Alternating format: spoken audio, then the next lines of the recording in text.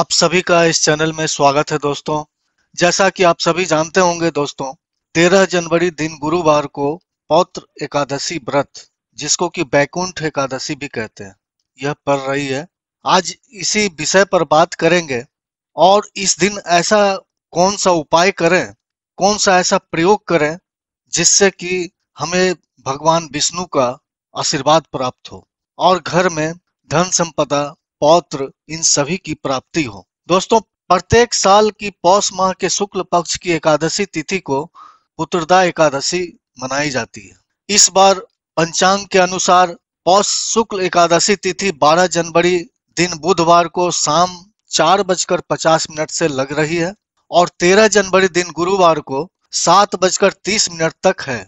हम लोगों के हिंदू धर्म में उदया तिथि को ही मानते हैं, इसलिए पुत्रदा एकादशी व्रत 13 जनवरी को ही रखा जाएगा। इस वर्ष एकादशी बहुत ही शुभ योग में पड़ रही है। 13 जनवरी को शुभ योग दोपहर 12:35 तक है। उसके बाद से शुक्ल योग शुरू हो जाएगा।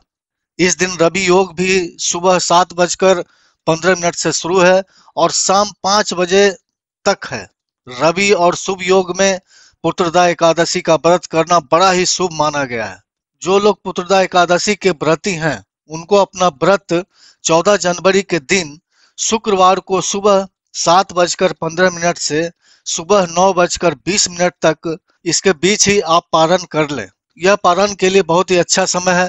दोस्तों, इसे बैकुंठ एकादशी भी कहते हैं। पुत्रदा एकादशी के दिन व्रत रखना चाहिए और भगवान श्री विष्णु का विधिवत पूजन करना चाहिए।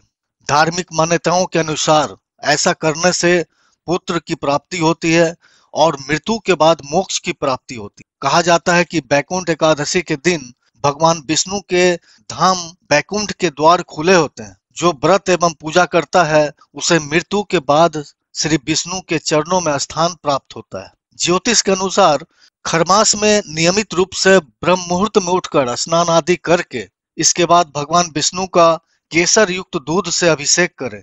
इतना ही नहीं, अगर तुलसी की माला से 11 बार भगवान विष्णु के मंत्र ओम नमो भगवते वासुदेवाय नमः का जाप कर लें तो अनंत पुण्यों की प्राप्ति होती है। दोस्तों, पुत्रदा एकादशी की व्रती करने वाले लोग पूजा कैसे करें, थोड़ी सी संक्षिप्त में मैं बता देता हूँ। सुबह उठकर स्नान आदि से निवृत्त होकर श्री कृष्ण की उपासना करें। उन्हें पीले फल, फूल, तुलसी दल और पंचामृत चढ़ाएं। इसके बाद दोस्तों, संतान गोपाल मंत्र का जाप करें। मंत्र जाप के बाद प्रसाद ग्रहण करें। इस दिन उपवास रखें। भगवान विष्णु को पंचामृत का भोग जरूर लगाएं। साथ में एक तुलसी की माला भी चढ़ाएं और ओम नमो भगवते वासुदेवाय का 108 बार अर्थात एक माला जपें और 11 माला ओम क्लीं कृष्णाय नमः का जाप करें। यह जाप आपके लिए वरदान साबित होगा दोस्तों, और आपकी सारी मनोकामनाएं पूर्ण हो जाएगी। जाप के बाद पंचामृत और प्रसाद दोनों ही ग्रहण करें। इसकी एक कथा है जो मैं आप लोगों को बता देना चाहता हूँ। जो भी व्रती हैं इस कथा को जरूर सुने और सुनाएं। भगवान कृष्ण बोले, हे राजन, इस एकादशी का नाम पुत्रदा एकादशी ही क्यों है? इसमें नारायण भगवान की पूजा की जाती है। इस चर और अचर संसार में पुत्रदा एकादशी के व्रत के समान दूसरा कोई व्रत नहीं है। इसके पुण्य से मनुष्य तपस्वी, विद्वान और लक्ष्मीवान हो जाता है। तो श्री कृष्ण बोले, इसमें एक कथा है जो मैं तुम्हें सुनाता हूँ, इसे ध्यान पूर्वक सुनो। भद्रावती नामक नगरी में सुकुतुमान नाम का एक राजा राज्य करता था। उसके कोई पुत्र नहीं था। उसकी स्त्री का नाम सेवैया था। वह निपुत्री होने के कारण सदैव चिंतित रहा करती थी। राजा के पितर भी रो रो कर पिंड लिया करते थे और सोचा करते थे कि इसके बाद हमको कौन पिंड देगा। राजा को भाई, बांधव, धन, हाथी, घोड़े, राज्य और मंत्री, इन सब में से किसी से भी संतोष नहीं होता था। वह सदैव यह विचार करता था कि मेरे मरने के बाद मुझको कौन पिंड दान करेगा। बिना पुत्र के पितरों और देवताओं का ऋण मैं कैसे चुका सकूंगा। जिस घर में पुत्र न हो उस घर में सदैव अंधेरा ही रहता है। इसलिए पुत्र उत्पत्ति के लिए प्रयत्न करना चाहिए। जिस मनुष्य ने पुत्र का मुख देखा है वह धन्य है। उसको इस लोक में यश और परलोक में शांति मिलती है, अर्थात उनके दोनों लोक सुधर जाते हैं। पूर्व जन्म के कर्म से ही इस जन्म में पुत्र धन आदि प्राप्ति होती है। राजा इसी प्रकार रात दिन चिंता में लगा रहता था।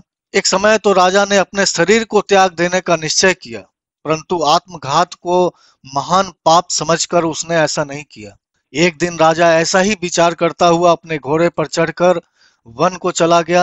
वहां पक्षियों और वृक्षों को देखने लगा। उसने देखा कि वन में मृग, व्याघ्र, सुअर, सिंह, बंदर, सर्प आदि सब भ्रमण कर रहे हैं। हाथी अपने बच्चों और हथनियों के बीच घूम रहा है।